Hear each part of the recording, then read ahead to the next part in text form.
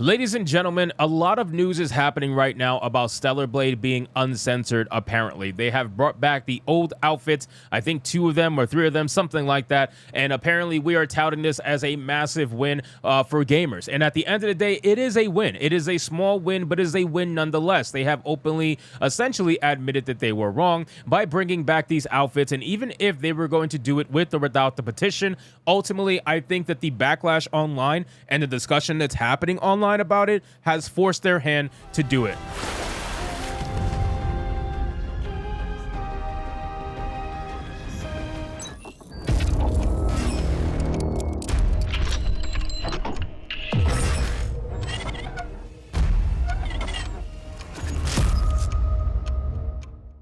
So we have an article here from Phantom Pulse with a headline that reads, Stellar Blade uncensors Eve's outfits after Grum's petition goes viral. Now, a lot of people are trying to say, well, Grum's didn't do anything because Shift Up didn't get the petition yet, so they decided to do this on their own. And I think that's very disingenuous because, honestly, they don't need the petition to reach them in order for them to see what's happening online, right? They don't need that. We already have evidence of South Korea knowing exactly what we've been talking about, right? You got Maxim Korea talking about the backlash over Eve not being realistic and stuff like that. You mean to tell me that if Maxim Korea knows that Shift Up doesn't know the discussion that's happening over the game right now? Of course they do. They have openly admitted that they do. So they don't need the petition to reach them physically for them to say, oh, I guess we need to change this. No, they know that what's happening online is not a good look for their company, and they openly admitted weeks ago that they were having discussions about the outfits for weeks already. So this has been in the works for a while after the backlash first initially hit, and they're seeing the backlash continue to grow and grow,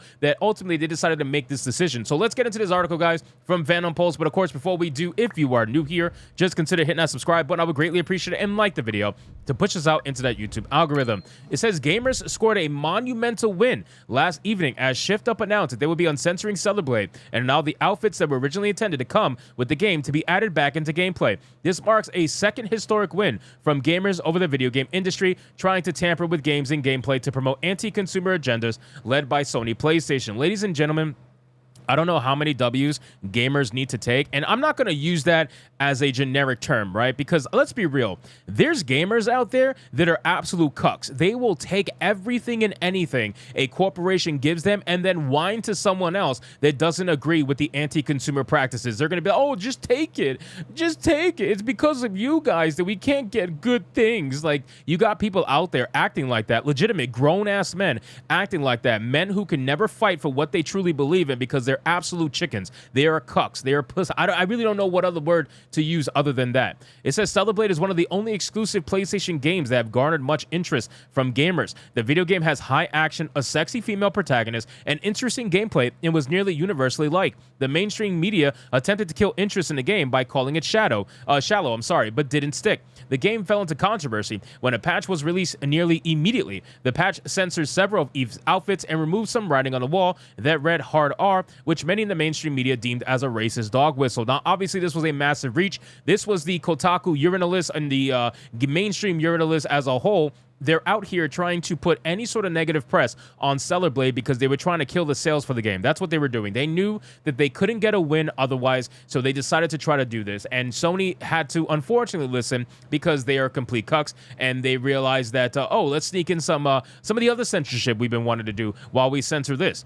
It says Grums, a.k.a. Mark Kern, one of the gaming's most important real journalists in 2024, took on the cause of Stellar Blade to get the game uncensored in the midst of what appeared to be Sony tampering with several different games for their PlayStation Network. The movement Free Stellar Blade gained steam among gamers who wanted the original game to be released. During the controversy, Shift Up made comments implying that they were listening to gamers, but the situation became muddied when the designer spoke at a conference and said that the game was always intended to be this way. Those words appeared to be untrue given the timing of the patch and situation, and it looked like Sony may have been directing PR for Stellar Blade. It looked like a situation for little hope to get the uncensored version released. Ladies and gentlemen, this uncensoring right here just goes to show that this was never meant to be the initial design. Don't miss me with that bullshit, okay? Because if you are trying to say that the censorship was always meant to be the initial design, then the 1.0 disc would have it on the disc. I've said this many times, and I know I've had some people reach out to me. I've had some developers reach out to me. Shout out to you guys. I won't mention you by name, obviously, for reasons, but you guys have reached out to me and told me, well, sometimes, you know, you don't get to complete work or whatever the case may be after the fact, and you're sitting there essentially for like 3 months doing nothing and spinning in your chairs, and you have to do some work, right? So you get given these tasks to do these little things here and there, and that eventually ends up becoming a day one patch. I get what you're saying, but still, with the game that's being released 1.0 on disc, that is the final version by definition. If there is no internet, there is no patch. That means that that disc is the final game. That's the final product. That's what you have to stand by law. And if it's not what you always meant to be, then that means you're selling an unfinished product. And it just goes to show that you can get into a lot of legal muddy waters when you start going down that route. But besides that being said, ultimately, at the end of the day, this little thing right here proves that it wasn't the initial design. It wasn't the initial inception. And if it was, then that means that you are admitting that you were wrong. And it doesn't matter how you go about this. Shift Up and Sony are not going to look good, right? They're just not. Like, you're openly admitting that you were wrong. However, during that time, Grumps launched a Change.org petition to free Stellar Blade. Over several weeks, the petition garnered more than 91,000 signatures for the game, which shook the industry with how organized and active the gamer community could be in mobilizing for a situation. Well, it was that, and then it was the Helldivers mobilization, which was even crazier than the Stellar Blade one. So this is W after W, right? These companies are taking L after L, and they have to take it publicly, which is the best kind. Sony faced another controversy in Helldivers 2, where they forced an update on the game that would make players sign for PlayStation Network, whether they were playing on PlayStation or not. This quickly mobilized gamers to react and downvote Helldivers 2, and Sony quickly reversed their decision on the game in an epic win for gamers. Now, again, ladies and gentlemen, Grumps put out this awesome tweet about the outfits being uncensored, but let's talk about something else that a lot of people aren't talking about. Apparently, there are some more outfits being censored, ladies and gentlemen. I don't have the pictures. I wish I did, but there's like 3 or 4 other outfits that are being slightly censored with a transparency setting on the back of the outfit that shows less booty, essentially, right? So, like, you can still see it, but essentially makes it a little bit darker so that you can't see it as easily. So they freed the boob and they hid the booty.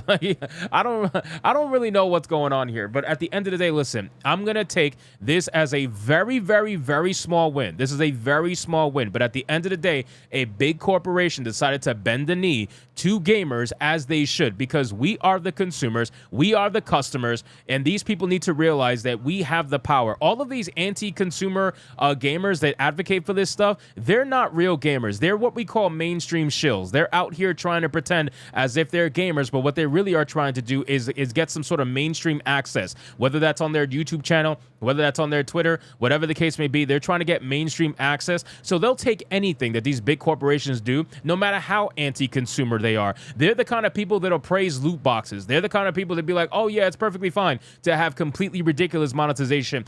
Big Daddy Corporal says it's okay, and they need to fund their game somehow, some way. You know what I mean? Like, they're perfectly fine with that stuff.